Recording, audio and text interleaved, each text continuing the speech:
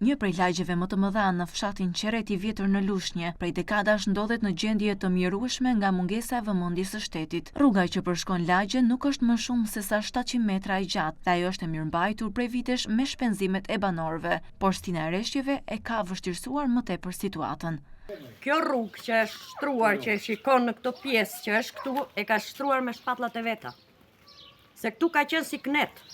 Përveç rrugëve, një tjetër peripeci për banorët janë linjat e transmetimit të energjisë elektrike, që janë ende ato të para viteve 90. Banorët shprehen se janë detyruar të vendosin shtylla hekuri për kablot dhe sipas tyre tensioni i ulët shpesh herë u prish pajisjet elektroshtëpiake.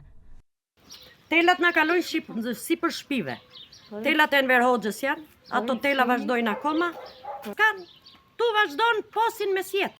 I knaqë makinat e hekrave me elektroshtëpiake. Vemi blejmë atje, vemi zihim dhe me ato vim shtëpi një muj digjen. Kanë qenë gratë ato që janë mbledhur për të ngritur zërin për këtë situatë të vështirë me të cilën përballet lagja prej vitesh, pasi burrat u friksohen arrestimeve nga strukturat shtetërore.